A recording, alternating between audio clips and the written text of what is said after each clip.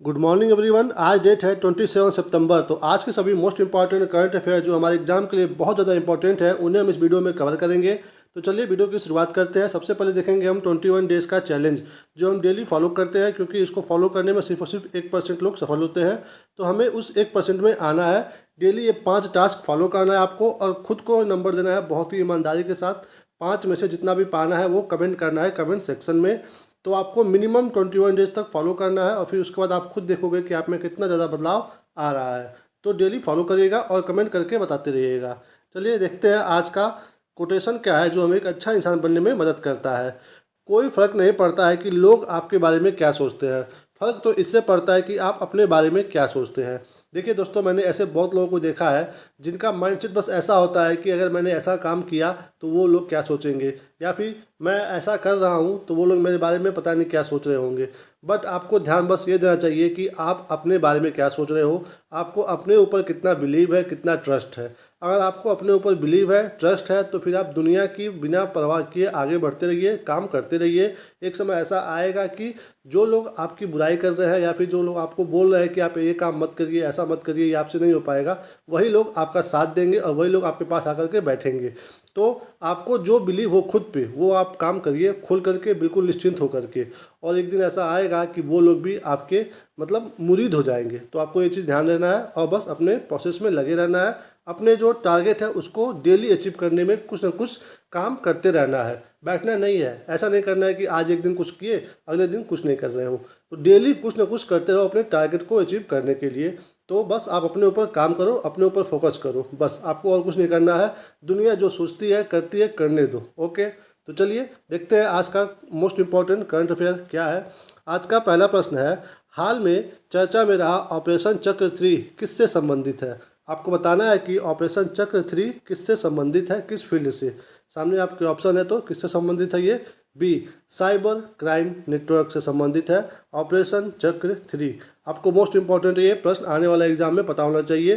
देखिए, जो साइबर अपराध होता है, ऑनलाइन जो साइबर अपराध होता है, उसको कंट्रोल करने के लिए ये ऑपरेशन चक्र 3 चलाया गया है सीबीआई के द्वारा। किसके द्वारा? सीबीआई के द्वारा। और किसकी मतलब इसमें किसका सहयोग है हमारे पास? सहयोग है, मान लीजिए ये तो इंडिया का सीबीआई हो गया, और जैसे अपने वहाँ सीबीआई है वैसे ही यूएसए का भी सीबीआई है। तो ये दोनों मिल करके इस ऑपरेशन को अंजाम दे रहे हैं। किसके लिए? साइबर क्राइम जो होता है उसको मतलब ख़त्म करने के लिए, ध्वस्त करने के लिए। तो ध्यान रखना है, ऑपरेशन चक्र 3 साइबर क्राइम नेटवर्क से संबंधित है। आगे बढ़ते हैं, चलते हैं अगले प्रश्न पे। अगला क्या है, हाल ही में किस भारतीय क्रिकेटर को राजीव गांधी खेल रत्न से सम्मानित किया गया है। तो क्या बात कर रहा है, राजीव गांधी खेल रत्न से सम्मानित किया गया, ये आपको बताना है। सामने यहाँ पे ऑप्शन है, तो किसको मिला है? बी, रोहित शर्मा को सम्मानित किया गया है राजीव गांधी खेल रत्न पुरस्कार से। देखिए दोस्तों, ये जो पुरस्कार है इसका नाम राजीव गांधी खेल रत्न पुरस्कार जो है ये पुराना नाम है। अभी इसका नाम चेंज हो गया है। तो चेंज होकर के क्या हुआ है, इसका नाम हुआ है मेजर ध्यानचंद। क्या नाम हुआ है इसका? मेजर ध्यानचंद राष्ट्रीय खेल पुरस्कार।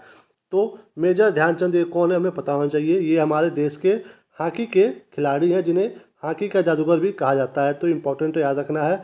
इन्हीं के जन्मदिन जो कि है 29 अगस्त को, इन्हीं के जन्मदिन 29 अगस्त को हमारे वहाँ क्या मनाया जाता है? राष्ट्रीय खेल दिवस।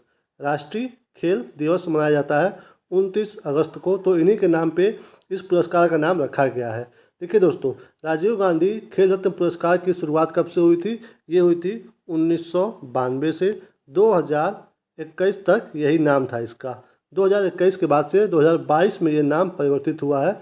ये भी आपको पता होना चाहिए था। दोस्तों, ये जो सम्मान है ये खेल में यानी कि सर्वोच्च खेल सम्मान है। ये खेल का सबसे सर्वोच्च सम्मान है राजीव गांधी खेल रत्न सम्मान, जिसे अब नाम दे दिया गया है मेजर ध्यानचंद राष्ट्रीय खेल पुरस्कार। जो किसको मिला है? रोहित शर्मा जी को मिला है। ये कौन है? ये दोस्तों जो भारत का पुरुष टीम है क्रिकेट का, उसके ये खिलाड़ी हैं और इसके कप्तान भी हैं। ये रोहित शर्मा जी, इंपॉर्टेंट है, आपको ध्यान रखना है। इन्हीं की कप्तानी में अभी हाल ही में हमारा देश इंडिया वर्ल्ड कप जीत करके आया है। ये भी आपको पता होना चाहिए। आगे बढ़िए, चलते हैं अगले प्रश्न पे। अगला क्या है, सैफ अंडर 17 चैंपियनशिप में भारत ने किसे 3-0 से हराया है। किसकी बात हो रही है दोस्तों? सैफ अंडर 17 चैंपियनशिप में भारत ने किसे हराया है, ये आपको बताना है। सामने आपके ऑप्शन है, तो किसको हराया है? डी, मालदीव को हराया है भारत ने 3-0 से।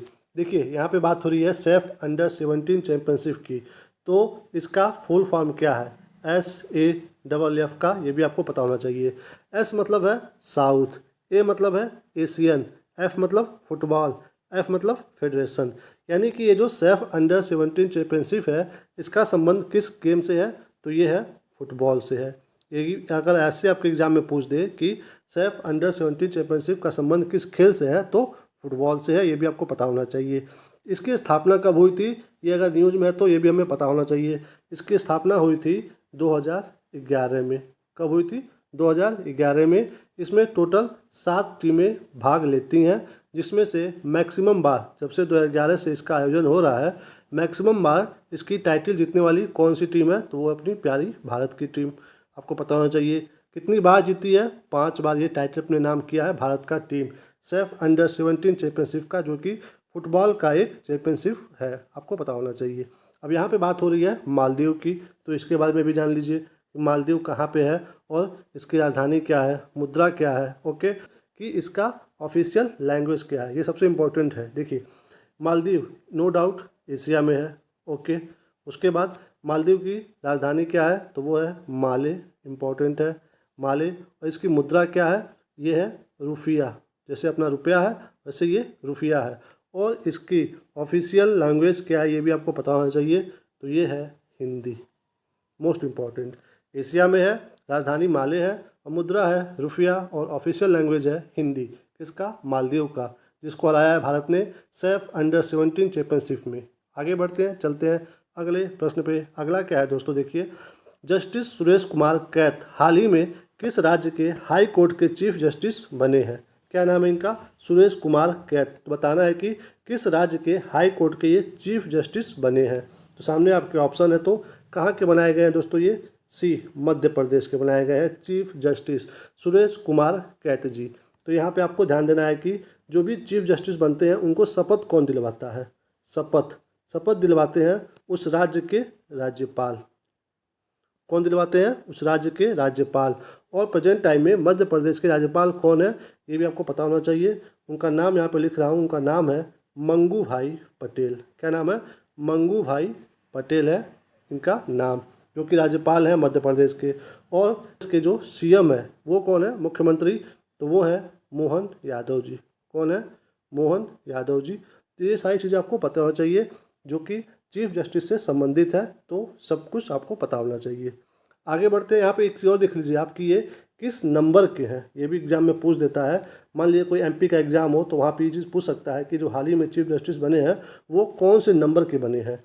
तो ये दोस्तों MP के कौन से नंबर के चीफ जस्टिस है? 28वें नंबर के हैं, ये भी आपको पता होना चाहिए। चलिए चलते हैं अगले प्रश्न पे। अगला क्या है? किस बैंक ने इजी माई ट्रिप के साथ मिलकर के सह branded travel debit card launch किया है? किसने किया है? इजी माई ट्रिप ने। किसके साथ मिलकर? ये आपको बताना है किस बैंक के साथ। तो किसके साथ किया है? B, बैंक ऑफ बड़ौदा के साथ किया है। इजी माई ट्रिप ने सह ब्रांडेड ट्रैवल डेबिट कार्ड को लॉन्च किया है। देखिए दोस्तों, बैंक ऑफ बड़ौदा अगर न्यूज़ में है तो हमें पता होना चाहिए कि इसकी स्थापना कहाँ पे हुई थी, किसके द्वारा हुई थी, किस सन में हुई थी, और इसका राष्ट्रीयकरण कब हुआ था। तो बैंक ऑफ बड़ौदा, इसकी स्थापना हुई थी 20 जुलाई को। किस सन में हुआ था? 1908 में हुआ था। किसके द्वारा किया गया था? देखिए बड़ौदा के महाराज थे, उनका नाम यहाँ पे मैं लिख रहा हूँ, समाजी राव गायकवाड़, और लास्ट में थर्ड। यानी कि इसकी स्थापना कौन किए थे? समाजी राव गायकवाड़ थर्ड। इन्होंने इसकी स्थापना की थी 20 जुलाई 1908 में। फिर आगे चल करके कब? 19 जुलाई 1969 को इसका क्या होता है? राष्ट्रीयकरण हो जाता है। यानी कि आपको ये भी पता होना चाहिए कि हमारे देश में 1969 में 14 बैंकों का राष्ट्रीयकरण हुआ था। तो ये ईयर भी इम्पोर्टेंट है, और कितने बैंकों का हुआ था ये भी इम्पोर्टेंट है, आपको पता होना चाहिए। तो इसी में बैंक ऑफ बड़ौदा का भी क्या किया गया था? नेशनलाइजेशन किया गया था, यानी कि राष्ट्रीयकरण। इसका मतलब क्या होता है राष्ट्रीयकरण का मतलब? इससे पहले, यानी कि जब ये 1969 से पहले बैंकों पे आम लोगों की पहुंच नहीं थी। वहाँ पे बड़े बड़े घर के लोग, उनका मतलब खाता होता था, वहाँ पे वो लोग पैसे जमा करते थे, आम आदमी की पहुंच नहीं थी। तो इंदिरा गांधी की सरकार ने डिसाइड किया कि जो बैंक है इस देश की जो अर्थव्यवस्था संभालेंगे, वहाँ पे आम लोगों की पहुँच नहीं होगी तो फिर देश हमारा कैसे आगे बढ़ेगा। ये वजह हो गया पहला। और दूसरा वजह ये था कि जो हमारे देश की अर्थव्यवस्था चलाएगी उस पर अगर सरकार का कंट्रोल नहीं होगा तो हो सकता है कि आगे चल के वो कभी कुछ मनमानी भी कर ले। तो ये दो वजहों से क्या किया गया, बैंकों का राष्ट्रीयकरण, जो कि निजी एक बैंक था, उसको सरकार के कंट्रोल में लाया गया 1969 में, जिसमें 14 बैंक लाए गए थे। ओके, देखिए ये तो हो गया 1969 की बात। उसके बाद फिर आगे चल करके फिर से कितने बैंकों का राष्ट्रीयकरण हुआ था ये भी आपको पता होना चाहिए। 1980 में फिर से हुआ था। कितने बैंकों का? 6 बैंकों का। ये दोनों चीज़ आपको पता होना चाहिए। 1969 में 14 बैंकों का, 1980 में 6 बैंकों का राष्ट्रीयकरण। ओके, ये डेट कितने हुए थे आपको पता होना चाहिए। चलिए चलते हैं अगले प्रश्न पे। अगला क्या है, किस केंद्रीय मंत्री ने वेब पोर्टल परिधि 24x25 और AI टैक्सोनॉमी ई बुक का शुभारंभ किया है? किसकी बात हो रही है? वेब पोर्टल की परिधि 24x25 और AI टैक्सोनॉमी ई बुक का शुभारंभ। सामने आपके ऑप्शन है, तो किसके द्वारा किया गया है? सी गिरिराज सिंह के द्वारा किया गया है इसका शुभारंभ। देखिए गिरिराज सिंह जी ये है कौन आपको पता होना चाहिए। ये हमारे देश के क्या हैं? ये हैं केंद्रीय वस्त्र मंत्री। ये हैं गिरिराज सिंह जी, इन्होंने ही इसका शुभारंभ किया है। यहाँ पे बात हो रही है, देखिए ये वेब पोर्टल की परिधि 24x25। अगर आपके एग्जाम में सीधे सीधे पूछ दे कि इसका संबंध किससे है, तो समझ जाइए कि इसका संबंध है इंडिया के जो स्पेसिफिक फैशन ट्रेंड है उससे संबंधित है ये। यानी कि ये इसका संबंध किससे है? फैशन से है। बस आपको सिंपल भाषा में यही जानना है। ये आगे बढ़ते हैं, चलते हैं अगले प्रश्न पे। अगला क्या है दोस्तों, झारखंड उच्च न्यायालय के मुख्य न्यायाधीश के रूप में किसने शपथ ली है? देखिए दोस्तों, अभी हमने ऊपर पढ़ा है नाम दे करके, मतलब उसमें नाम दिया था, पूछा था किस राज्य के बने हैं। तो एक क्वेश्चन वैसे बनता है और दूसरा क्वेश्चन सेम उसी टॉपिक पे ऐसे भी बन सकता है कि राज्य का नाम दे दे और फिर नाम पूछे कि किसको बनाया गया है। तो आपको दोनों तरह के क्वेश्चन आएंगे, तो आप टैकल करिएगा अच्छे से। यहाँ पे पूछ रहा है झारखंड उच्च न्यायालय के मुख्य न्यायाधीश के रूप में किसने शपथ ली है, तो बताना है, नाम बताना है आपको। तो ए ऑप्शन सही है। कौन? MS रामचंद्र राव जी। इंपॉर्टेंट है, ध्यान रखना है। तो बात हो रही है झारखंड की, तो यहाँ पे देख लीजिए कि झारखंड के राज्यपाल कौन है, तो वो है संतोष कुमार गंगवार जी। कौन है? संतोष कुमार गंगवार जी।